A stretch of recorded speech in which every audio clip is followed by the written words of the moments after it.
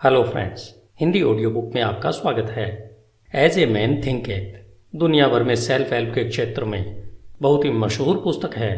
अगर हम कहें कि यह पुस्तक स्वयं को समर्थ बनाना या फिर स्वयं को सिद्ध करने के बारे में लिखी गई है तो अतिशयोक्ति नहीं होगी। यह छोटी सी पुस्तक हमें यह बताने के साथ साथ कि हम महान बन सकते हैं, हमें महान बनने में एक टूल की तरह काम करती है। सत्य हमें उन सीमाओं से मुक्त कर सकता है, वह हमारे जीवन को बदल सकता है जिनसे हम घिरे हुए हैं। सत्य तब बहुत ही शक्तिशाली होता है जब इसे साधारण भाषा में आसान तरीके से पेश किया जाता है। जेम्स एलन हमें इस पुस्तक के माध्यम से स्पष्ट रूप से दिखाते हैं कि कैसे हम उस चाबी रूपी ज्ञान का प्रयोग करके जिस सफलता की हम कल्पना करते हैं उस महानतम सफलता को और उसे प्राप्त करने के तरीकों को खोल सकते हैं। इस पुस्तक को 7 अध्यायों में लिखा गया है जो बेहद सुंदर तरीके से एक दूसरे से जुड़े हुए हैं।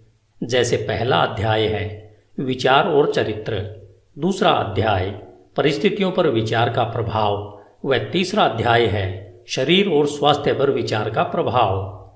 इसी तरह से यह लयबद्ध तरीके से आगे बढ़ती है, वह आपको विचार शक्ति का पूरा परिचय करवाती है। यह पुस्तक आपको यह बताती है कि किस तरह हम अपने विचार रूपी यंत्र का प्रयोग कर सकते हैं। जेम्स कहते हैं कि हम वास्तव में वही हैं जो हम सोचते हैं। हमारा चरित्र हमारे विचारों का फल है। आप अपने भाग्य के निर्माता हैं। यह नियम परम सत्य है कि जो खोजेंगे उन्हें मिलेगा, जो दस्तक देंगे उनके लिए दरवाजे खुलेंगे, क्योंकि धैर्य, अभ्यास और निरंतर दृढ़ता के माध्यम से ही आप ज्ञान के मंदिर में दाखिल हो सकते हैं।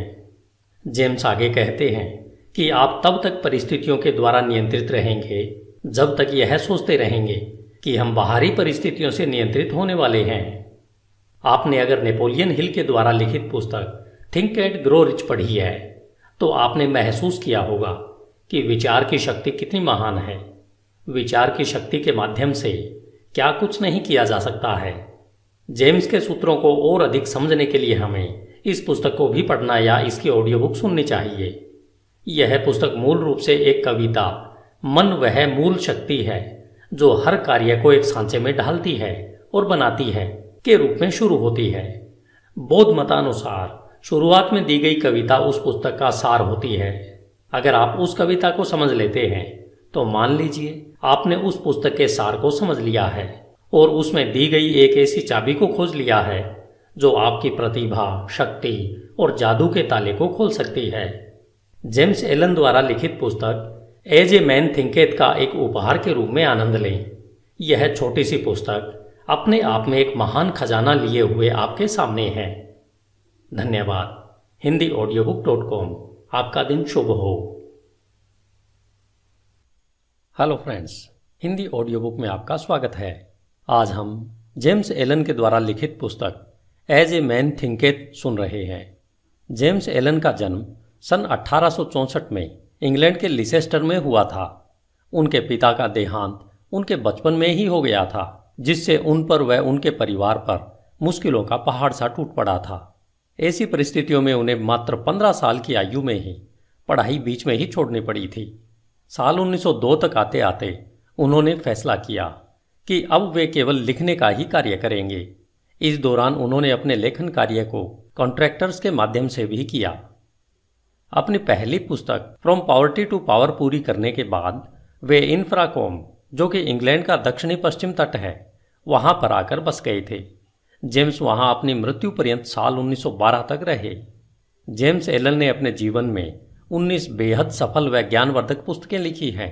आज आप जिस पुस्तक एज ए मैन थिंकेथ को सुनने जा रहे हैं यह उनकी सर्वश्रेष्ठ पुस्तक मानी जाती है। यह पुस्तक विचार की शक्ति पर एक निबंध नहीं है, बल्कि ध्यान, खोज और अनुभव का बहुआयामी फल है।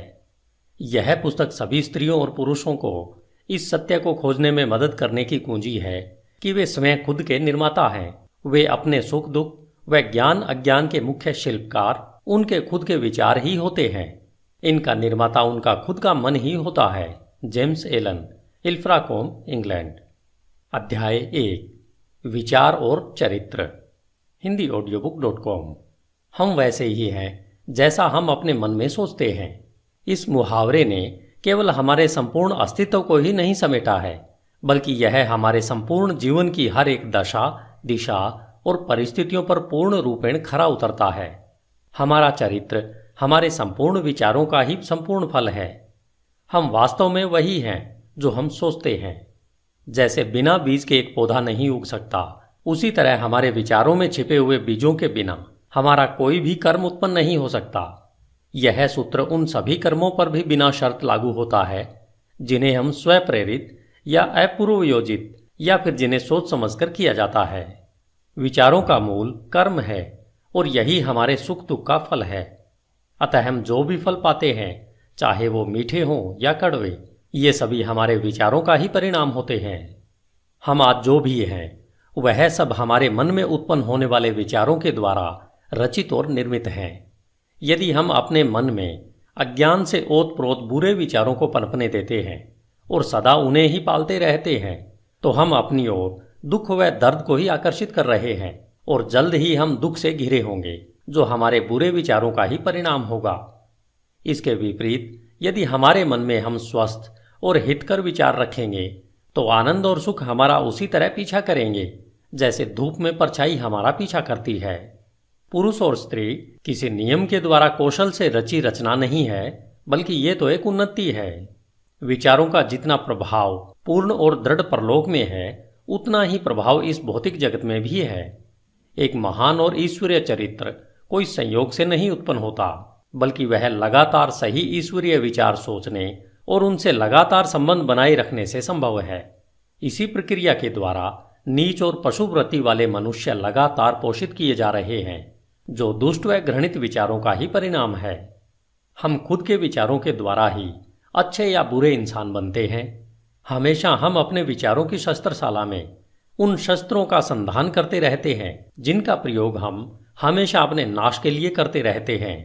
हम उन उपकरणों को भी बनाते रहते हैं जिनके द्वारा हम अपने जीवन को सुखद, आनंदमय और शांतिमय बनाते हैं। वह साथ ही साथ समाज को भी इसका लाभ देते हैं। हम सही विचारों के चुनाव से व उनके सच्चे प्रयोग के द्वारा दिव्यता और पूर्णता तक उठ सकते हैं। गलत या बुरे विचारों के प्रयोग के द्वारा हम पशु से भी नीचे स्तर तक गिर सकते हैं। इन दोनों चरम चरित्रों के बीच में ही सभी चरित्र स्तर होते हैं, जिनके निर्माता, कारीगर, पालक व स्वामी हम स्वयं होते हैं। इस युग की सबसे ऊर्जावान, ताकतवर, विश्वास से भरा हुआ दिव्य वचन और दिल को सुख देने वाला आत्मा से संबंधित यह सत्य है कि तुम अपने विचारों के मालिक, चरित्र को ढालने वाले, अपनी परिस्थिति, वातावरण और भाग्य के कारीगर और रचयिता खुद हो। शक्ति, बुद्धि और प्रेम की सत्ता और स्वयं के विचारों के स्वामी तुम खुद हो और तुम्हारे पास ही रूपांतरणकारी व पुनरुत्थान की शक्ति है, जिसके द्वारा तुम खुद को वो बनाते हो जो बनाना चाहते हो। हर परिस्थिति को नियंत्रित करने की चाबी तुम्हारे हाथों में है। तुम अपने हर हाल के स्वामी होते हो, यहां तक कि अपनी सबसे कमजोर और दुराचारी परिस्थिति के मालिक भी तुम खुद ही होते हो। उस समय तुम एक कमजोर और बेकार, मूर्ख घर के मालिक होते हो जो अपने परिवार को गलत ढंग से चला रहा होता है। जब तुम अपनी इस दशा के बारे में सोचते हो और उस सूत्र को जिससे तुम्हारा अस्तित्व है को अपनी पूरी ताकत लगाकर ढूंढते हो, तब तुम एक बुद्धिमान स्वामी के नजरिए से अपनी सभी शक्तियों को बुद्धिमत्ता पूर्वक निर्देशित करते हो और अपने विचारों को एक सुखद, फलदायी रूप देने लगते हो। इसे ही एक बुद्धिमान व जागरूक मालिक कहते हैं, जो अपने विचारों के नियमों को खोजकर अपने जीवन को सही दिशा देता है। इस प्रकार खोज, प्रयोग, आत्मविश्लेषण और अनुभव के द्वारा अपने विचारों के सूत्र खोजकर आप भी एक बेहतरीन मालिक बन सकते हैं। आप जानते हैं कि सोने और हीरे को खोजने के लिए गहन खनन करनी पड़ती है। इसी तरह तुम अपनी आत्मा की खान में गहरा खोदोगे, तभी अपने अस्तित्व से जुड़े हर सत्य जान पाओगे। यदि तुम अपने विचारों को देखो, नियंत्रित करो और उन्हें बदलते हो और दूसरों व अपने जीवन और परिस्थितियों में हो रहे बदलावों के कारण और प्रभावों को महसूस कर, देखकर धैर्यपूर्ण अभ्यास और परख करो। अपने हर अनुभव को, यहाँ तक कि हर दिल के छोटे छोटे बदलावों को भी स्वयं के बारे में आए बदलावों के बारे में जानने के लिए प्रयोग करो, जिससे समझ, बुद्धि और शक्ति जो तुम्हें प्राप्त हो रही है उसे महसूस करो। फिर तुम शायद बिना चूके इस सत्य को सिद्ध कर सकते हो कि तुम अपने चरित्र को बनाने वाले हो, अपने जीवन को सही सांचे में ढालने वाले हो और अपने भाग्य के निर्माता तुम ही हो। इस दिशा में आगे बढ़ते हुए यह नियम परम सत्य है कि जो खोजेंगे उन्हें अवश्य मिलेगा, जो दस्तक देंगे उनके लिए दरवाजे अवश्य खुलेंगे, क्योंकि दृढ़ता, धैर्य और अभ्यास के द्वारा ही तुम ज्ञान के उज्जवल मंदिर में प्रवेश कर सकते हो। धन्यवाद। HindiAudiobook.com। आपका दिन शुभ हो। हिंदी ऑडियो बुक में आपका स्वागत है। अध्याय 2, परिस्थितियों पर विचार का प्रभाव। आप अपने मन को एक बगीचे के समान समझकर या तो उसे बुद्धिमानी से जोत सकते हैं या फिर उसे लापरवाही से अपने आप बढ़ने दे सकते हैं, परंतु उसे चाहे जोता जाए या उसे खाली छोड़ा जाए या उसकी उपेक्षा की जाए, उसमें कुछ न कुछ उगेगा जरूर, या कहें कुछ न कुछ फलीभूत अवश्य होगा। अगर उसमें कोई बीज नहीं बोए जाते तो अनावश्यक व बेकार के खरपतवार के बीज उसमें गिरते रहेंगे और वे उग आएंगे। एक माली अपने बगीचे में अनावश्यक खरपतवार को समय समय पर निकालता रहता है और उसमें वही फल फूल और पेड़ पौधे आदि लगाते हैं जिसकी माली को चाह होती है या कहें आवश्यकता होती है। हमें भी अपने मन रूपी बगीचे को एक माली की तरह लगातार देखभाल करते रहना चाहिए। अशुद्ध, बेकार, अनावश्यक और अनुचित विचारों को पहचान कर अपने मन से निकाल फेंकना चाहिए। वह आवश्यक, शुद्ध, उपयोगी और उत्पादक विचारों को फलों और फूलों की तरह सहेज कर उनकी उचित प्रकार से देखभाल करते रहना चाहिए। इस प्रक्रिया का पालन करते हुए उचित समय अवधि में आप जान पाओगे कि आप ही अपनी आत्मा के प्रमुख माली और रक्षक हो। आप ही अपने जीवन के निर्देशक हो। आप ही अपने अंदर विचारों के नियमों को प्रकट कर पाते हो। आप ही हमेशा बढ़ती सत्यता से यह भी समझ पाते हो कि कैसे आपके विचार की शक्तियां और मन के अन्य घटक आपके सच्चे चरित्र, सकारात्मक परिस्थितियां और उज्जवल भाग्य का निर्माण करने के काम में लगे हुए हैं। विचार और चरित्र एक समान होते हैं क्योंकि माहौल और परिस्थितियों के द्वारा ही चरित्र निर्मित होता है और प्रकट होता है। इस प्रकार आप हर समय यह देखेंगे कि आपके जीवन की बाहरी परिस्थितियां आपके अंतर्मन के विचारों से परस्पर जुड़ाव और तालमेल में रहेंगी। इसका मतलब यह बिल्कुल नहीं है कि हर समय जैसी आपकी परिस्थिति है वह आपके पूरे चरित्र को ही दर्शाती रहती है। इसका अर्थ यह है कि वे परिस्थितियां आपकी विचारधारा के किसी आवश्यक पहलू से उस समय के लिए इतना करीब से जुड़ी हुई हैं कि वे आपकी प्रगति के लिए आवश्यक हों। आज आप जिस भी स्थिति में हैं वह सब आपकी सत्ता के नियमों के कारण ही हैं। आपको इस जगह आपके विचार ही लेकर आए हैं। आपके जीवन की संरचना में संयोग नाम की कोई चीज नहीं है।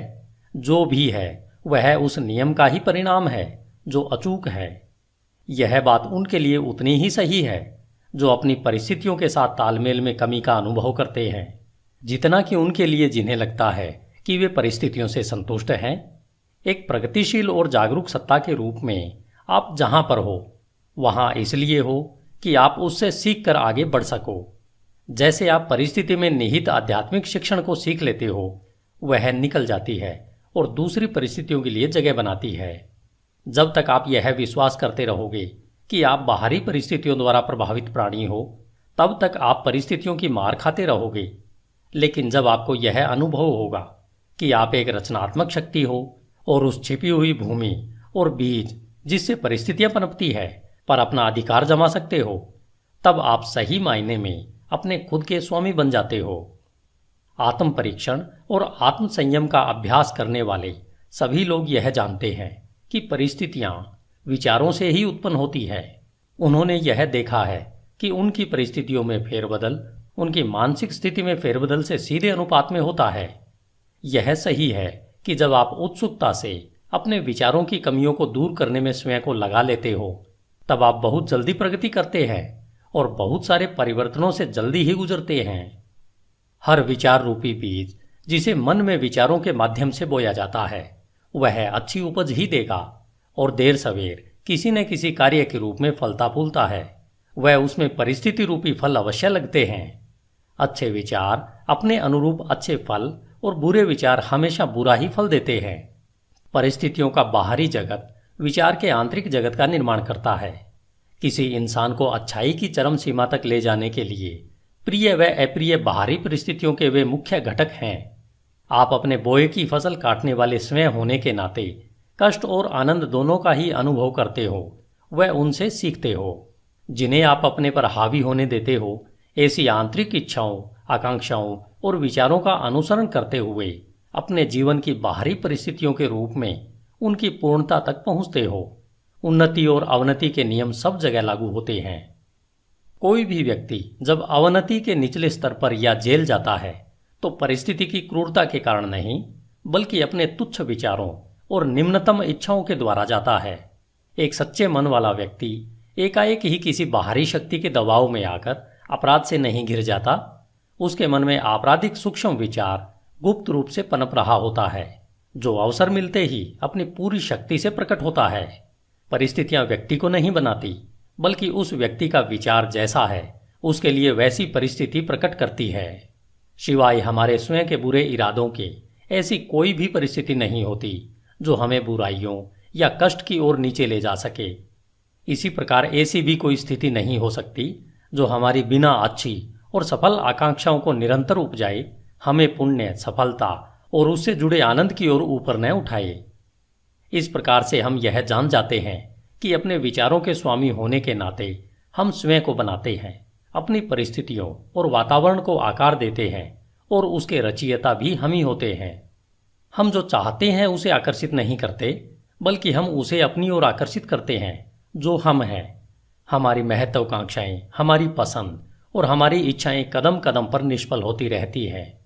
हमारे आंतरिक विचार और इच्छाएं स्वयं की खुराक, जो चाहे अच्छा हो या बुरा, उसी के द्वारा पोषित होती है। वह दिव्यता जो हमें आकार देती है, वह हमारी आत्मा है जो हमारे अंतर्मन में है। हम स्वयं के द्वारा ही बंदी बनाए गए होते हैं। हमारे स्वयं के विचार और कर्म हमारे भाग्य के जेलर हैं। यदि वे तुच्छ हैं तो हमें बंदी बनाते हैं, और अगर वे अच्छे हैं तो हमें मुक्त करते हैं। आपने कभी न कभी यह महसूस अवश्य किया होगा कि हमें वह नहीं मिलता जिसकी हम इच्छा करते हैं या जिसके लिए प्रार्थना करते हैं, लेकिन आपको पता है कि हमें वह मिलता है जो हम सही तरीके से कमाते हैं, क्योंकि हमारी इच्छाएं और प्रार्थनाएं तभी पूर्ण होती हैं जब वे हमारे विचारों और कर्म से तालमेल में होती हैं। इस दृष्टिकोण से देखें तो परिस्थितियों से लड़ने का हमारे जीवन में क्या अर्थ है? इसका सीधा सा अर्थ है कि हम हमेशा बाहरी प्रभावों से लड़ते रहते हैं, वह साथ ही साथ उसके कारणों को अपने मन में पोषित व संरक्षित करते रहते हैं। यह कारण या तो जागरूक बुराई या फिर अजागरूक कमजोरी का रूप धारण कर लेता है, लेकिन चाहे वह जो कुछ भी हो, वह धारण करने वाले के प्रयत्नों को दृढ़ता से रोकता है और किसी हल को खोजने को मजबूर करता है। हम में से ज्यादातर लोग अपनी परिस्थितियों में सुधार लाना चाहते हैं, परंतु स्वयं में बिल्कुल भी सुधार नहीं लाना चाहते, और इसलिए हम बंधन में रहते हैं। यदि हम सच्चे आत्म परीक्षण से मुंह नहीं छिपाएं तो हम कभी भी वह पाने से वंचित नहीं होंगे जो हमारा दिल चाहता है। यह सभी भौतिक विषयों के लिए उतना ही सही है जितना कि दैवी विषयों के लिए। यदि हम केवल संपत्ति प्राप्त करना चाहते हैं तो अपने लक्ष्य को पाने से पहले हमें अपने महान व्यक्तिगत त्याग करने के लिए तैयार होना चाहिए, और हम में से वे सशक्त और शांत जीवन चाहते हैं, उनके लिए तो कितना और कुछ करना होगा। कुछ लोग जो गरीबी से बाहर निकलना चाहते हैं, वे हमेशा इस बात के लिए व्याकुल रहते हैं कि उनके आसपास का माहौल और घरेलू सुख सुविधाएं सुधरने चाहिए, लेकिन इन परिस्थितियों को बदलने के लिए किए जाने वाले काम से जी चुराते रहते हैं। वे मानते हैं कि अपने मालिक जहां वे काम करते हैं उसे धोखा देते रहते हैं, क्योंकि उन्हें लगता है कि उन्हें बहुत कम तनख्वाह मिलती है, इसलिए वे जो कर रहे हैं वह सही है। ये लोग इस साधारण से मूलभूत सिद्धांत को नहीं समझ पा रहे हैं जो कि सच्ची समृद्धि का आधार है, और न केवल अपनी गरीब स्थिति से बाहर निकलने के लिए योग्य हैं, बल्कि बुरी परिस्थितियों के बारे में सोच सोचकर उसे वास्तव में अपने जीवन में आकर्षित कर लेते हैं। ऐसे लोग कमजोर, आलसी और हमेशा भ्रमित विचारों में जी रहे होते हैं। कुछ अमीर लोग हैं जो पेटुपन की वजह से लगातार दर्दनाक बीमारियों से ग्रस्त हैं। वे इन बीमारियों से छुटकारा पाने के लिए ढेर सारा पैसा खर्च तो करना चाहते हैं, परंतु ज्यादा खाने की आदत को बदलने के लिए तैयार नहीं है। वे ज्यादातर चटपटे और मजेदार खाने की अपनी इच्छा को हमेशा संतुष्ट करना चाहते हैं और अच्छा स्वास्थ्य भी चाहते हैं। ऐसे लोग अच्छे स्वास्थ्य के लिए अयोग्य हैं क्योंकि उन्होंने स्वस्थ जीवन के पहले सिद्धांत को अभी तक नहीं सीखा है। कुछ मालिक हैं जो गलत रास्ते से धन कमाकर अमीर और ज्यादा अमीर होना चाहते हैं, जिसके लिए वे चालाकी से सही वेतन न देकर ज्यादा काम करवाना चाहते हैं। ऐसे मालिक समृद्धि के बिल्कुल योग्य नहीं है। जब इनका प्रतिष्ठा और समृद्धि दोनों ही मामलों में दिवाला निकल जाता है, तब ये लोग परिस्थितियों को दोष देते रहते हैं, लेकिन वे यह नहीं जानना चाहते कि अपनी इस परिस्थिति के वे ही पटकथा लेखक हैं। ये 3 उदाहरण मात्र इस सत्य को बताने के लिए कहे गए हैं कि लोग अपनी परिस्थितियों को बिना जाने निरंतर उन विचारों और इच्छाओं को प्रोत्साहित कर रहे हैं जो उन अच्छे फल से संभवतः तालमेल नहीं खाते हैं जो वे चाहते हैं।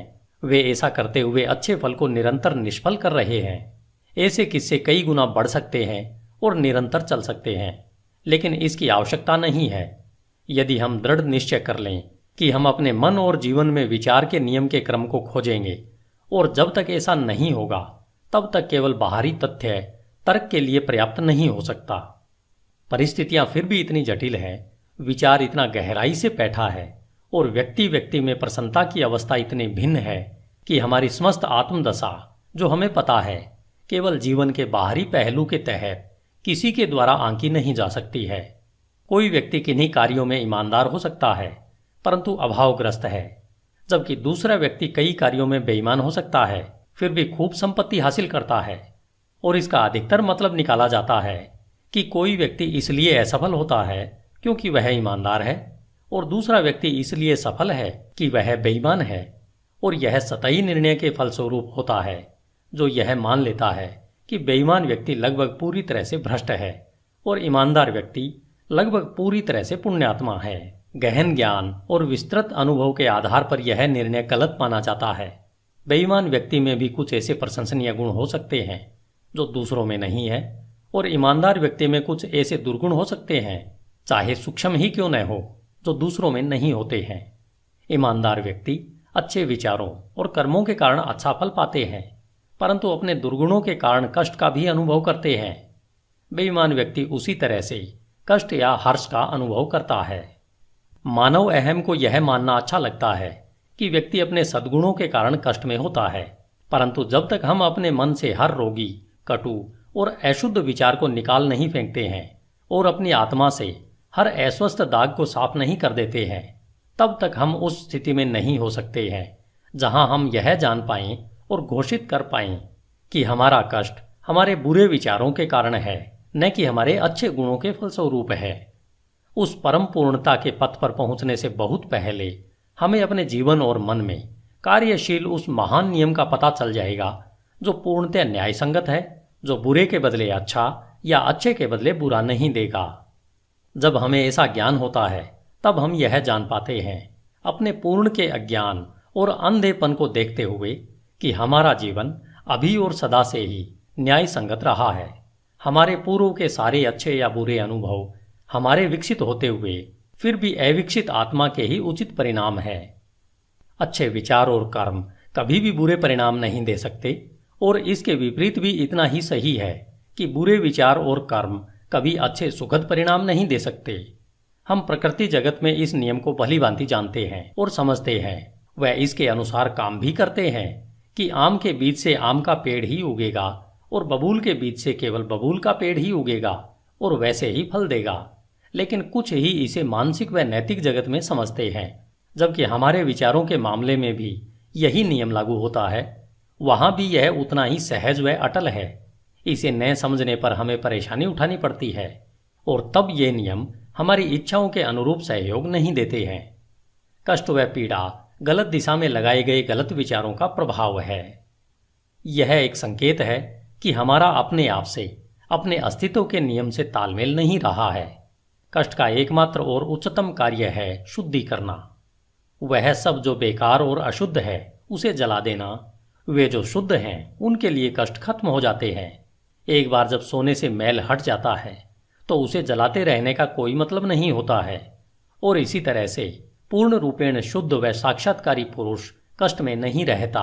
वह परिस्थितियां जिनका हम कष्ट से सामना करते रहते हैं वे हमारी मानसिक विसंगतियों का परिणाम है। वे परिस्थितियां जिनका हम कृपा व आनंद से सामना करते हैं, वे हमारी मानसिक संगति का नतीजा है। कृपा, आनंद, मानसिक पवित्रता ही भौतिक संपत्ति की अधिकता का माप नहीं है, और यह भी नहीं कि बुरे विचार ही एकमात्र कष्ट, क्लेश और दुख ही भौतिक संपत्ति की कमी का परिमाप है। कुछ लोग दुखी और अमीर होते हैं, कुछ लोग धन्य और अमीर भी होते हैं। पवित्रता और अमीरी तभी जुड़ते हैं जब धन को सही और विवेक से कमाया और इस्तेमाल किया जाता है। गरीब अधिक पीड़ा का अनुभव तब करते हैं जब उन्हें लगता है कि बिना वजह के उनका बोझ उन पर लाद दिया गया है। गरीबी और भोगाशक्ति दुख या कहीं पीड़ा के दो चरम पहलू है। ये दोनों ही अस्वाभाविक है, मानसिक असंतुलन का नतीजा है। जब तक हम खुश, स्वस्थ और समृद्ध नहीं होते, तब तक हमारी सही अवस्था नहीं होती। खुशी, स्वास्थ्य और समृद्धि का हमारी परिस्थितियों के आंतरिक और बाहरी स्थिति से तालमेल का ही परिणाम है। जब हम शिकायत व तिरस्कार करना बंद कर देते हैं और उस छिपे हुए नियम को जो हमारे जीवन को संचालित करता है उसे ढूंढना शुरू करते हैं, तब हम खुश, स्वस्थ और समृद्ध होना शुरू कर देते हैं। और जब हम अपने मन में उस संचालित करने वाले घटक को अपना लेते हैं, तब हम दूसरों पर अपने कष्ट का कारण होने का आरोप लगाना बंद कर देते हैं और हम सशक्त और स्वस्थ विचारों को अंतर्मन में बढ़ाने लगते हैं। हम परिस्थितियों पर चीखना चिल्लाना बंद कर देते हैं।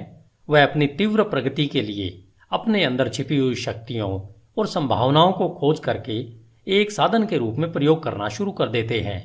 इस सत्य का प्रमाण हर इंसान में है और इसलिए नियमित आत्म परीक्षण और आत्म विश्लेषण की सरल पड़ताल द्वारा इसे जाना जा सकता है। हम मूलभूत तौर पर अगर अपने विचारों को बदलते हैं तो हम अपने जीवन की भौतिक परिस्थितियों में आए त्वरित बदलाव को देखकर आश्चर्यचकित रह जाएंगे। कभी कभी हमें लगता है कि हम अपने विचारों को गुप्त रख सकते हैं, परंतु ऐसा नहीं है। वे जल्दी ही आदत में बदल जाते हैं और आदत परिस्थितियों का रूप ले लेती है। बुरे और निम्न स्तर के विचार आक्रोश और नशे की आदत बनाते हैं, जो पीड़ा, कष्ट और गरीबी का रूप लेते हैं। किसी तरह के भी विनाशकारी विचार अनसुलझी थकाऊ आदतें बन जाती है, जो ध्यान भंग करने वाली और विपरीत परिस्थितियों का आकार ले लेती है। डर, संशय और अनिर्णायक विचार कमजोर और बेमेल आदतों का रूप ले लेते हैं, जो असफलता, गरीबी और निर्भरता की परिस्थितियों के रूप में आकार लेती है। आलसी विचार बेईमानी और गंदगी का रूप लेते हैं, जो गरीबी व नीचता का आकार लेती है। घृणित और दंडनीय विचार हिंसा और आरोप लगाने की आदत का रूप लेते हैं, जो चोट लगने व दंड मिलने वाली परिस्थितियों का आकार लेते हैं। हर तरीके से स्वार्थी विचार स्वार्थीपन का रूप लेते हैं, जो उन परिस्थितियों को आकर्षित करते हैं जो दुखदायी होती है। दूसरी ओर हर तरह के सुंदर विचार कृपा और अच्छाई का रूप लेते हैं, जो प्रिय और सुखद परिस्थितियों को आकार देते हैं। रचनात्मक विचार आत्मसंयम और संतुलित मन का रूप लेते हैं, जो शांति और विश्रांति की परिस्थितियों का आकार लेती है। साहस, आत्मनिर्भरता और निर्णय के विचार सशक्त और फलदायी आदतों का रूप लेते हैं, जो सफलता, प्रचुरता और मुक्ति की परिस्थितियों को आकार देती है। ऊर्जापूर्ण विचार सफाई पसंद व उद्यमी आदतों को आकार देती है। मृदुल व क्षमाशील विचार मृदुलता की आदत का रूप लेते हैं, जो सुरक्षित व स्वस्थ परिस्थितियों को आकार देती है। प्रेमपूर्ण और निस्वार्थ विचार दूसरों के लिए स्वयं को भूल जाने की आदत का रूप लेते हैं, जो निश्चित और स्थायी प्रचुरता व सच्ची समृद्धि की परिस्थितियों को आकार देती है। लंबे समय तक एक ही तरीके की विचारधारा, चाहे वह अच्छी हो या बुरी, चरित्र और परिस्थितियों पर अपना प्रभाव अवश्य छोड़ती है। हम अपनी परिस्थितियां प्रत्यक्ष तरीके से नहीं चुन सकते, लेकिन अपने विचारों को चुन सकते हैं और इस तरह अप्रत्यक्ष रूप से अवश्य ही परिस्थितियों को आकर्षित कर सकते हैं। प्रकृति हमारे साथ है, हमारे अपने द्वारा काम करती है, जिससे कि हम इन विचारों का आनंद उठा सकें, जिन्हें हम पोषित करते हैं, और ऐसे अवसर प्रस्तुत होते हैं जो जल्दी ही अच्छे और प्रभावशाली विचारों को सतह पर ले आते हैं। जैसे ही हम अपने नकारात्मक और विनाशकारी विचारों को त्यागते हैं, पूरा संसार हमारे प्रति मधुर हो जाता है और हमारी मदद करने को तैयार हो जाता है। जैसे ही हम अपने कमजोर और दूषित विचारों से दूर जाने लगते हैं, हर तरफ ऐसे अवसर उमड़ने लगते हैं जिससे कि हमारे सशक्त संकल्प को मदद मिले। जैसे ही हम अच्छे विचारों को बढ़ावा देते हैं तो कोई भी दुर्भाग्य हमें शर्म और कष्ट से नहीं घेरता है। संसार हमारा बहुरूपदर्शी कैलिडोस्कोप है और हर क्षण जिन विभिन्न रंगों को प्रस्तुत करता है वे हमारे सतत उभरते विचारों के अद्भुत चित्र हैं। धन्यवाद। HindiAudiobook.com। आपका दिन शुभ हो। Hello friends, Hindi audio book में आपका स्वागत है। अध्याय 3, शरीर और स्वास्थ्य पर विचार का प्रभाव। As a man thinketh, written by James Allen. हमारा शरीर हमारे मन के आदेशों का अक्षरशः पालन हमेशा एक सेवक की तरह करता है। यह मन के हर क्रियाकलापों का पालन करता है, चाहे फिर वे सोच विचार कर चुने गए हों या स्वतः प्रकट हुए हों। मन के दूषित, नकारात्मक व बुरे विचारों के कारण हमारा शरीर बीमार पड़ जाता है, जिससे हम पतन की ओर अग्रसर होते हैं। और अगर हमारे मन में खुश, सुंदर, स्वस्थ और सकारात्मक विचार हैं तो इनकी आज्ञा पर हमारा शरीर सुंदर, सफल और यौवन से भरपूर सुसज्जित हो जाता है। रोग और स्वास्थ्य की भी परिस्थितियों की तरह हमारे विचारों में जड़ें होती है। रोगग्रस्त विचार अपने लिए आपके शरीर को बीमार बना लेंगे। समय समय पर हुई रिसर्च में यह पाया गया है कि डर के विचार व्यक्ति को उतनी ही जल्दी मार डालते हैं जितनी जल्दी एक बंदूक की बुलेट। वे लाखों लोगों को निरंतर इसी तरह धीरे धीरे मार रहे हैं। जो लोग किसी जानी पहचानी या अनजान बीमारी के डर में रहते हैं, बीमारी उन्हें देर सवेर अपनी पकड़ में ले ही लेती है। बीमारी की यह चिंता जल्द ही पूरे शरीर को निरुत्साहित कर देती है और रोग को शरीर में प्रवेश करवाने के लिए इसे कमजोर बना देती है। नकारात्मक व अशुद्ध विचार चाहे शारीरिक तौर पर प्रहार न करे, लेकिन नाड़ी मंडल पर नकारात्मक प्रभाव अवश्य डालते हैं और उन्हें कमजोर कर देते हैं। सुंदर, सकारात्मक, शुद्ध व प्रसन्न विचार शरीर को जोश और लावण्य से सुसज्जित करते हैं। शरीर नाजुक और ढलने वाला यंत्र है। यह उन विचारों पर तत्काल प्रतिक्रिया करता है जो उस पर प्रभाव डालते हैं। आपके विचार करने की आदत के कारण विचार किए गए विचारों का प्रभाव आपके शरीर पर अवश्य पड़ता है। चाहे आपने अच्छे या बुरे पर विचार किया हो, प्रभाव अवश्य पड़ेगा। जब तक लोग नकारात्मक विचारों को फैलाते रहेंगे, तब तक उनमें अशुद्ध और जहरीला रक्त बहता रहेगा। शुद्ध हृदय और मनन से शुद्ध जीवन और शुद्ध शरीर उत्पन्न होता है। दूषित व नकारात्मक मन से दूषित व नकारात्मक शरीर व जीवन ही उत्पन्न होते हैं। विचार ही कर्म, जीवन और प्रकटीकरण का स्रोत है। स्रोत को अगर शुद्ध करेंगे तो सब शुद्ध हो जाएगा। अच्छे स्वास्थ्य की चाहत में जो लोग भोजन का तरीका या शैली बदलते हैं, यह तब तक उनकी मदद नहीं करेगा जब तक वे अपने विचारों को नहीं बदल लेते हैं। जब हमारे विचार शुद्ध होंगे, तब हमें अशुद्ध भोजन की चाह ही नहीं रह जाएगी। जिन्होंने अपने विचारों को सशक्त व शुद्ध किया है, उन्हें किसी भी हानिकारक जीव से डरने की आवश्यकता नहीं है। स्वस्थ विचार स्वस्थ आदतें बनाते हैं। यदि आप शरीर को पूर्ण स्वस्थ रखना चाहते हो तो अपने मन की रक्षा करो। यदि आप अपने शरीर का नवीनीकरण करना चाहते हो तो मन को सुंदर बनाओ। दुर्भावना, ईर्ष्या, निराशा, नकारात्मकता और उदासी के विचार शरीर के स्वास्थ्य और उसकी चमक को लूट लेते हैं। चिड़चिड़ा चेहरा एकाएक नहीं बनता है, वह उग्र विचारों से बनता है। झुर्रियां जो चेहरे पर खराब दिखती हैं, वे मूर्खता, पीड़ा और घमंड के कारण उत्पन्न होती है। आप अवश्य ही किसी न किसी ऐसे बूढ़े चेहरे को जानते होंगे जो तेजस्वी और एक छोटे बच्चे की तरह मुस्कुराहट के साथ चमक से भरा हुआ होगा। और ऐसे चेहरे भी आप अवश्य देखते होंगे जो निराशा की झुर्रियों के कारण उम्र से पहले ही बूढ़े दिखाई देने लगे होंगे। एक चेहरा खुशी व सकारात्मकता का व दूसरा चेहरा नकारात्मकता व बुरे निराशाजनक विचारों का परिणाम है। एक सशक्त शरीर, चमकीला, खुश और शांत चेहरा तब तक ही रह सकता है जब तक आप अपने मन में हर्ष, सद्भावना और शांत विचारों को आने की खुली छूट देते हो। बुजुर्ग लोगों के चेहरों पर सहानुभूति की झुर्रियां होती है जो सशक्त और शुद्ध विचारों से बनती है, लेकिन बहुत सी नकारात्मक भावनाओं द्वारा भी बनती है। इनमें हम तब तक फर्क नहीं कर सकते जब तक उनके विचारों को न जान लें। जिन्होंने धर्मसंगत जीवन जिया है उनका जीवन एक अस्त होते सूर्य की तरह शांतिपूर्ण, स्तब्ध और मृदुल हो चुका होता है। हाल ही में मैंने एक दार्शनिक को उनकी मृत्युशैया पर देखा। वो उम्र के अलावा बूढ़े नहीं थे। उनकी मृत्यु उतनी ही मीठी और शांतिपूर्ण थी जितना उनका जीवन था। शारीरिक बीमारियों को दूर भगाने के लिए खुश दिल विचारों से अच्छा कोई डॉक्टर नहीं है। दुख और शोक की काली परछाई को हटाने के लिए सद्भावना जैसी तसल्ली देने वाली कोई चीज नहीं हो सकती। सदा दूसरों के बारे में बुरा सोचना, द्वेष रखना, शक करना और ईर्ष्या के विचार रखना ऐसा ही है जैसा स्वनिर्मित जेल में रहना। परंतु सबके बारे में अच्छा सोचना, सबके साथ खुश रहना, धैर्य के साथ यह सीखना कि उनमें केवल अच्छाई ही देखना, ऐसे निस्वार्थ विचार स्वर्ग की ओर ले जाते हैं। दिन प्रतिदिन हर प्राणी के प्रति शांति के विचार रखना आप में अद्भुत शांति लाएंगे। धन्यवाद। HindiAudiobook.com। आपका दिन शुभ हो। As a man thinketh, written by James Allen. अध्याय 4, विचार और उद्देश्य। HindiAudiobook.com।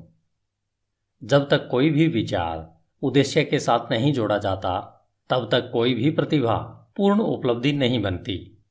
बहुत से लोग अपने उच्चतम विचार जीवन के सागर में दिशाहीन गति से बहने देते हैं। जीवन में विचारों की दिशाहीनता बहुत बुरी होती है। अगर जो लोग विपत्ति और विनाश से दूर रहना चाहते हैं तो उनको इस प्रकार बहने से स्वयं को रोकना होगा। जिनके जीवन में कोई मुख्य उद्देश्य नहीं होता वे बहुत ही जल्दी तुच्छ चिंताओं, डर, परेशानियों और अपने प्रति दया रखने के भाव से ग्रस्त हो जाते हैं और ये सभी कमजोरी के लक्षण होते हैं। ये ठीक वैसे ही असफलता, अप्रसन्नता और कमी की ओर ले जाते हैं जैसे सोच समझकर आयोजित किए गए अपराध होते हैं, क्योंकि कमजोरी शक्ति विकसित करने के ब्रह्मांड में टिक नहीं सकती। हमें एक न्यायसंगत उद्देश्य के बारे में विचार करना चाहिए। वह उसे यथार्थ बनाने के लिए कार्यशील होना चाहिए। हमें अपने उद्देश्य को विचारों के केंद्र में रखना चाहिए। उद्देश्य बनाते समय हमारी प्रकृति कैसी है उसके अनुसार वह आध्यात्मिक या फिर भौतिक लक्ष्य का रूप ले सकता है। परंतु वह जो भी हो, हमें उस उद्देश्य पर दृढ़ता से अपनी विचार शक्ति को केंद्रित करना चाहिए। हमें इस उद्देश्य को अपना उच्चतम कर्तव्य बनाकर उसकी प्रगति के लिए स्वयं को समर्पित कर देना चाहिए। वह अपने विचारों को क्षणिक रुचियों, चाहतों और कल्पनाओं के पीछे नहीं भागने देना चाहिए।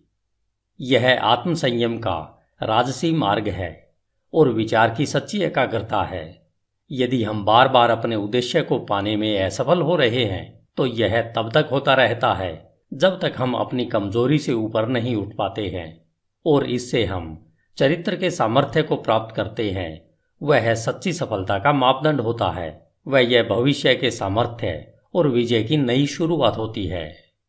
जिनका कोई महान उद्देश्य नहीं होता है उन्हें अपने विचारों को कर्तव्य के अचूक प्रदर्शन पर केंद्रित करना चाहिए, फिर चाहे उनका कार्य कितना ही छोटा क्यों न दिख रहा हो। केवल इसी तरीके से विचारों को एकत्रित करके केंद्रित किया जा सकता है।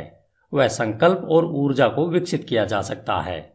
इसे सिद्ध करने के बाद ऐसा कोई भी लक्ष्य नहीं रह जाता है जिसे प्राप्त नहीं किया जा सकता हो। कमजोर आत्मा अपनी कमजोरी को जानते हुए और इस सत्य में विश्वास रखते हुए कि सामर्थ्य प्रयत्न और अभ्यास द्वारा विकसित की जा सकती है, वह तुरंत ही प्रयत्नशील हो जाती है और प्रयत्नों द्वारा सदा विकसित होती रहती है और अंत में दिव्य रूप में सशक्त हो जाती है। जैसे शारीरिक तौर पर कमजोर लोग सतर्क और धैर्यपूर्ण प्रशिक्षण द्वारा अपने आप को सशक्त बना सकते हैं, वैसे ही कमजोर विचार वाले लोग सही सोच का अभ्यास करके अपने आप को सशक्त बना सकते हैं। दिशाहीनता व कमजोरी को दूर करके किसी भी उद्देश्य के साथ सोचना उन सशक्त लोगों की श्रेणी में पहुंचना है जो कि सफलता प्राप्ति के लिए एक मार्ग के रूप में पहचानते हैं और जो सब परिस्थितियों को अपने अनुकूल बनाते हैं और जिनके विचार सशक्त हैं, वे बिना किसी डर से कोशिश करते हैं और कुशलता से उसे प्राप्त करते हैं। अपने लक्ष्य निर्धारण के बाद हमें मानसिक तौर पर उसको प्राप्त करने का एक सीधा मार्ग बिना दाएं बाएं देखे तैयार करना चाहिए। अपने अंदर छुपे हुए संशय व डर को शक्ति से निकाल फेंकना चाहिए। ये वे विच्छेदक तत्व हैं जो प्रयत्न की सीधी रेखा को तोड़कर उसे तिरछा, अप्रभावी व बेकार बना देते हैं। संशय और डर के भाव के विचारों से कभी कुछ भला नहीं हो सकता है। वे हरदम असफलता की ओर ले जाते हैं। उद्देश्य, ऊर्जा, करने की शक्ति और सभी सशक्त विचार तब रुक जाते हैं जब मन में संशय और डर के विचार घुस जाते हैं।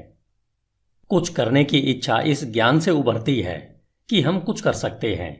संशय और भय ज्ञान के सबसे बड़े शत्रु हैं और वह लोग जो उसे बढ़ावा देते हैं उन्हें मारते नहीं, बल्कि वे हर कदम पर निष्फल होते रहते हैं। जिन्होंने संशय और भय पर विजय पा ली है उन्होंने असफलता को जीत लिया है।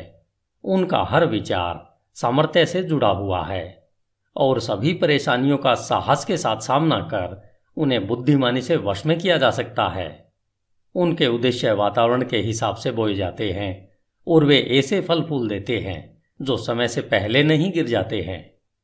बिना किसी भय के उद्देश्य से जुड़ा हुआ विचार रचनात्मक शक्ति बन जाता है। वे जो यह जानते हैं वे तैयार हैं भटकते विचारों और उतरते चढ़ते संवेदनाओं की गठरी से ज्यादा कुछ उच्चतम और सशक्त बनने के लिए जो यह करते हैं। अपने विचारों को अपने उद्देश्य के साथ जोड़ते हैं। वे अपनी मानसिक शक्ति के जागरूक और बुद्धिमान शासक बन जाते हैं। धन्यवाद। HindiAudiobook.com। आपका दिन शुभ हो। As a man thinketh, James Allen. अध्याय 5। उपलब्धि में विचार एक घटक। HindiAudiobook.com। आप जो भी पाते हो या पाने में असफल होते हैं तो यह सब आपके विचारों का सीधा सीधा नतीजा है। इस न्यायपूर्ण व्यवस्थित संसार में जहां संतुलन की कमी विनाश ला सकती है वहां व्यक्तिगत जिम्मेदारी अवश्य पूर्ण होनी चाहिए। आपकी ताकत या कमजोरी, सफलता या असफलता, जय या पराजय, सुख या दुख जैसी कोई भी दशा केवल आपकी ही है, किसी दूसरे की नहीं है। जैसा आप सोचते हैं वैसे ही आप हो। जैसा आप सोचते रहते हैं वैसे ही आप बन जाते हैं। सशक्त लोग कमजोर लोगों की मदद तब तक नहीं कर सकते जब तक कमजोर लोग मदद लेने के लिए तैयार नहीं होते। जिस मजबूती को वे दूसरों में देखते हैं उन्हें अपने प्रयत्नों के द्वारा उस सामर्थ्य को विकसित करना होगा। केवल और केवल हम खुद ही अपनी दशा को बदल सकते हैं। दबाने वाले व दबने वाले वास्तव में अपने आप को सताने में सहयोगी होते हैं, बल्कि देखने में यह लगता है कि वे एक दूसरे को सता रहे हैं। पूर्ण ज्ञान कर्म के नियम को दबाने वाले की कमजोरी में और दबाने वाले की दुष्प्रयुक्त शक्ति में देखता है। पूर्ण प्रेम दोनों के कष्ट को देखकर किसी का भी हनन नहीं करता। पूर्ण करुणा दबाने वाले और दबने वाले दोनों को ही अपनाती है। जिन्होंने कमजोरी पर विजय पा ली है और सभी स्वार्थी विचारों को त्याग दिया है, जो न तो अत्याचारी हैं और न ही वह जिन पर अत्याचार हो रहा है, वे मुक्त हैं। कुछ पाने से पहले, जो चाहे सांसारिक वस्तुएं हों, हमें अपने विचारों को अति भोगवादी होने से ऊपर उठाना चाहिए। हमें सफलता पाने के लिए सभी स्वार्थों को नहीं तो कुछ को तो छोड़ना ही होगा। अगर हमारे सभी विचार भोगवादी हैं, जिससे हम न तो ठीक प्रकार से सोच सकते हैं और न ही ठीक योजना बना पाते हैं, इसलिए हम ज्यादातर क्षेत्रों में असफल होते हैं। हमने अभी तक अपने विचारों को प्रभावशाली तरीके से नियंत्रित नहीं किया है और इसलिए हम गंभीर जिम्मेदारियों को अपनाने के योग्य नहीं होते। हम न तो अकेले कोई कार्य करने में स्वतंत्र हैं और न ही अकेले खड़े रहने में। हमने जो विचार चुने हैं हम उनके द्वारा सीमाबद्ध हैं। बिना त्याग के न तो प्रगति हो सकती है न कोई उपलब्धि मिल सकती है। वह हमारी सांसारिक सफलता इस बात के सीधे अनुपात में होगी कि हमने किस हद तक स्वार्थी भोगाशक्त विचारों पर काबू पा लिया है और अपने मन को अपनी योजनाओं के विकास और अपने संकल्प और आत्मविश्वास को सशक्त करने में लगाया है। हम जितनी उच्चता अपने विचारों में लाएंगे उतने ही ज्यादा धर्म संगत, सही और आदर्शवादी हम बन पाएंगे और उतनी ही ज़्यादा हमारी सफलता होगी। वह हमारी उपलब्धियां उतनी ही अधिक आशीर्वादित व स्थायी होंगी। लोभी, बेईमान व दुष्ट इंसान का साथ ब्रह्मांड कभी नहीं देता, लेकिन सरसरी तौर पर लग सकता है कि ऐसा हो रहा है। वह ईमानदार, उदार हृदय व पुण्यात्मा की मदद करता है। समस्त योगों के महान शिक्षकों ने यह अलग अलग तरीके से दुनिया को बताया है कि इसको जानने व सत्य साबित करने के लिए आपको विचारों को उच्च करके अपने आप को पुण्यात्मा बनाने में कार्यरत रहना है। बौद्धिक उपलब्धियां ज्ञान की खोज या जीवन और प्रकृति में सुंदरता व सत्य की खोज में अर्पित विचारों का नतीजा है। ऐसी उपलब्धियां कई बार महत्वाकांक्षाओं व अभिमान से जोड़ी जा सकती हैं, परंतु वे इन विशेषताओं का परिणाम नहीं है, वरन लंबे और कठिन परिश्रम का व शुद्ध और निस्वार्थ विचारों का स्वाभाविक नतीजा है। आध्यात्मिक उपलब्धियां पवित्र महत्वाकांक्षाओं की सिद्धि है। जो लोग लगातार पुण्य व उच्च विचारों की भावना रखते हैं, जो उन सब पर चिंतन करते हैं जो शुद्ध व निस्वार्थ हैं, सूर्य और चंद्र की पूर्णता की तरह अवश्य ही अपने चरित्र में पुण्यात्मा व ज्ञानी बनते हैं और एक प्रभावशाली और धनी स्थिति तक ऊपर पहुंचते हैं। हम संसार में उच्च सफलता पा सकते हैं और आध्यात्मिक लोक में भी उच्च स्थिति तक उठ सकते हैं, और दंभी, स्वार्थी व दूषित विचारों को अपने में समाकर हम कमजोर और दुर्भाग्यशाली स्थिति में गिर सकते हैं। सही विचार द्वारा प्राप्त विजय को केवल सार्थकता द्वारा ही बनाए रखा जा सकता है। जब सफलता मिलना तय होता है तो बहुत से चूक जाते हैं और शीघ्र ही असफलता को चखते हैं। समस्त उपलब्धियां चाहे व्यापार, बौद्धिक या आध्यात्मिक जगत में हो, निश्चित रूप से निर्देशित विचारों का फल है और उसी नियम के अधीन है और उसका वही तरीका है। फर्क सिर्फ प्राप्ति के लक्ष्य में है। वे जिन्हें बहुत कम मिलता है उन्हें थोड़ा त्याग भी करना चाहिए, और जो ज्यादा प्राप्त करते हैं उन्हें ज्यादा त्याग करना चाहिए। वे जिन्हें उच्चतम मिलता है उन्हें महान त्याग करना चाहिए। धन्यवाद। HindiAudiobook.com। आपका दिन शुभ हो। As a man thinketh, James Elon.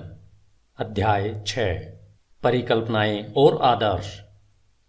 स्वप्न देखने वाले इस संसार के मसीहा हैं। जिस तरह से दृश्य जगत अदृश्य द्वारा पोषित है, उसी तरह मानवता सभी परीक्षाओं, गलतियों और कष्ट में उसके योगी स्वप्न देखने वालों की सुंदर परिकल्पनाओं द्वारा पोषित होती है। मानवता अपने स्वप्न दृष्टाओं को भूल नहीं सकती। वे उनके आदर्शों को ऐसे ही फीका पड़कर मर जाने नहीं दे सकती। वह उनमें रहती है। वह उन्हें वास्तविकताओं जैसा मानती है, जैसे कि एक दिन वह उन्हें देखेगी और जान पाएगी। संगीतकार, मूर्तिकार, चित्रकार, कवि, पैगंबर, ऋषि ये जगत के परे की दुनिया के बनाने वाले हैं, स्वर्ग के शिल्पकार हैं। यह जगत सुंदर है क्योंकि ये इसमें रहते हैं। उनके बिना श्रमकारी मानवता मिट जाएगी। जो अपने हृदय में एक सुंदर परिकल्पना को व उच्च आदर्श को संजोते हैं, एक दिन उसे साकार कर पाएंगे। कोलंबस ने एक दूर देश की कल्पना को संजोया था और उसने उसे खोज निकाला। कोपरनिकस ने संसारों की अनेकता और एक विस्तृत ब्रह्मांड के होने की परिकल्पना को पोषित किया था और उसने उसे प्रकट भी किया। भगवान बुद्ध ने निष्कलंक सुंदरता और पूर्ण शांति के आध्यात्मिक जगत की परिकल्पना को संजोया था और उन्होंने उसमें प्रवेश भी किया। अपनी परिकल्पनाओं को पोषित करो, अपने आदर्शों को पोषित करो। तुम्हारे हृदय में जो संगीत उमड़ता है, मन में जो सुंदरता रूप लेती है, तुम्हारे सूक्ष्मतम विचारों को जो खूबसूरती लपेटती है, उसे पोषित करो, क्योंकि उन सब में से हर्षपूर्ण परिस्थितियां और स्वर्गपूर्ण वातावरण पनपेंगे और बढ़ेंगे। यदि तुम इनके प्रति सच्चे रहो तो तुम्हारे संसार का अंततः निर्माण होगा। चाहने से तुम पाओगे, आकांक्षा रखने से प्राप्त करोगे। क्या हमारी निम्नतम इच्छाओं को संतुष्टि का पूर्ण माप मिले और हमारी शुद्धतम आकांक्षाएं पोषण की कमी से नष्ट हो जाएं। ब्रह्मांडीय नियम ऐसा नहीं है। ऐसी दशा में चीजों को प्राप्त नहीं किया जा सकता।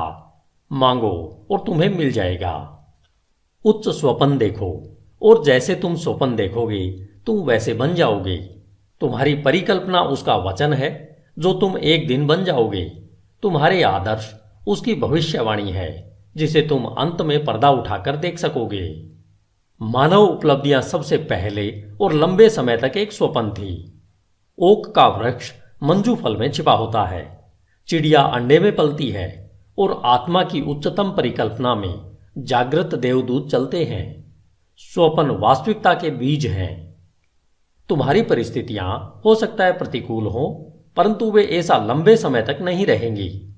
यदि तुम एक आदर्श को मन में रखकर उसे पाने के लिए जी जान लगा दो, बाहर शांत खड़े रहकर तुम अंतर में यात्रा नहीं कर सकते। एक युवती है और एक युवक है। दोनों ही गरीबी और काम के बोझ तले दबे हुए हैं। लंबे समय तक अस्वस्थ वातावरण वाली वर्कशॉप में बंद, अशिक्षित और सभी प्रकार की शिष्टताओं से कोसों दूर।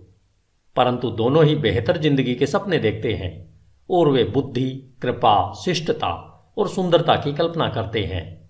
वे मानसिक तौर पर एक आदर्श जीवन परिस्थिति की कल्पना करते हैं, एक विस्तृत स्वतंत्रता की परिकल्पना करते हैं और एक बड़ी आकांक्षा उन पर हावी हो जाती है।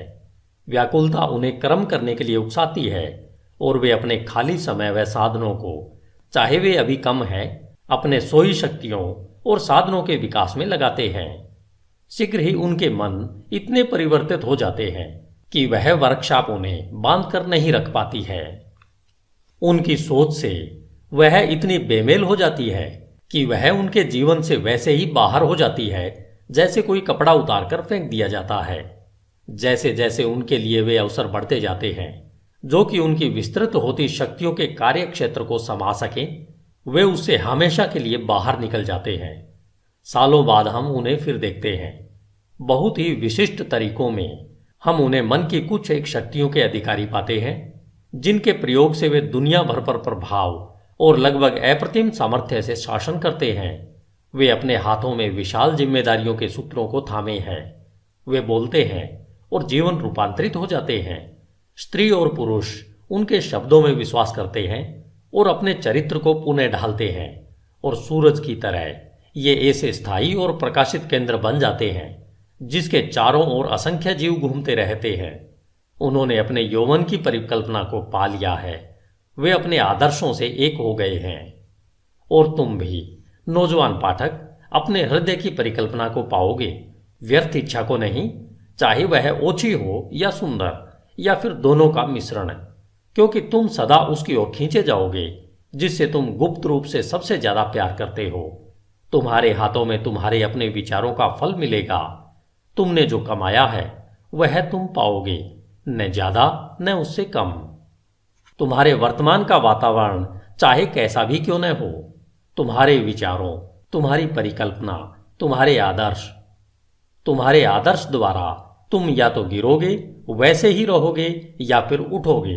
तुम अपने नियंत्रित इच्छाओं जितना छोटे बन जाओगे या तुम अपनी प्रबल अभिलाषाओं जैसे महान बन जाओगे। स्टैंटन क्रिगहम डेविस के सुंदर शब्दों में, तुम बही खाते संभाल रहे हो और तुम अभी उन दरवाजों से बाहर निकलते हो जो इतने समय से तुम्हें लगता था कि तुम्हारे आदर्शों के लिए रुकावट थे, और अपने आप को श्रोताओं के सामने पाते हो। पेन अभी भी तुम्हारे कान पर अटका है, उंगलियों पर शाही के धब्बे हैं, और तभी उसी क्षण में तुम्हारे अंतर में प्रेरणा की वर्षा होने लगती है। तुम बकरियों को चरा रहे होते हो और शहर में घूमते हुए पहुंच जाते हो, फटे मुंह देहाती की तरह, और आत्मा के निर्भय मार्गदर्शन में तुम एक गुरु के आश्रम में पहुंच जाते हो। और एक समय के बाद वे कहते हैं, तुम्हें सिखाने के लिए मेरे पास और कुछ नहीं है। अब तुम स्वयं गुरु बन गए हो, जो थोड़े समय पहले तक बकरियां चराते हुए महान कार्यों के घटने के स्वप्न देखा करता था।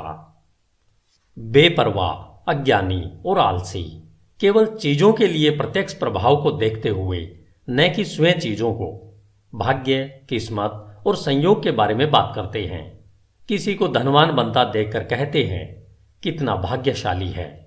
किसी को सुप्रसिद्ध विद्वान बनता देख वे आश्चर्य से कहते हैं, उस पर कितनी कृपा दृष्टि है। और किसी साधु प्रवृत्ति वाले व्यक्ति और उसका अन्य लोगों पर प्रभाव पड़ते देखकर वे टिप्पणी करते हैं, देखो किस्मत कैसे हर कदम पर उसका साथ दे रही है।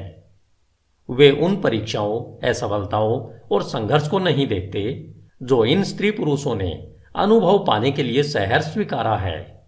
उन्हें इनके द्वारा किए गए त्याग का, साहसिक प्रयत्न का और विश्वास जिसे उन्होंने अपनाया है का जरा सा भी ध्यान नहीं है, जिससे कि वे अलंध्य दिखने वाले लक्ष्य को प्राप्त कर सकें और अपने हृदय की परिकल्पना को पा सकें। उन्हें मन के अंधकार और दिल के टूटने का कोई एहसास नहीं होता। उन्हें केवल प्रकाश और प्रसन्नता दिखती है और वे उसे भाग्य कहते हैं। वे लंबी और कठिन यात्रा नहीं देखते, केवल सुखी परिणाम को देखते हैं और वे उसे सद्भाग्य कहते हैं। वे प्रक्रिया को नहीं समझते, केवल नतीजा देखते हैं और उसे संयोग कहते हैं। हर मानव कार्य में प्रयत्न है और फल भी है, और प्रयत्न कितना सशक्त है इसे फल से मापा जाता है। यह कोई संयोग नहीं है।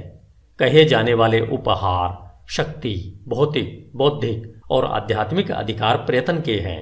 वे पूर्ण किए हुए विचार हैं, प्राप्त किए हुए लक्ष्य हैं, साकार परिकल्पनाएं हैं। वह परिकल्पना जिसकी तुम अपने मन में प्रशंसा करते हो, वह आदर्श जिसे तुमने अपने हृदय में विराजित कर रखा है, उससे तुम अपने को बनाओगे और यही तुम बन जाओगे।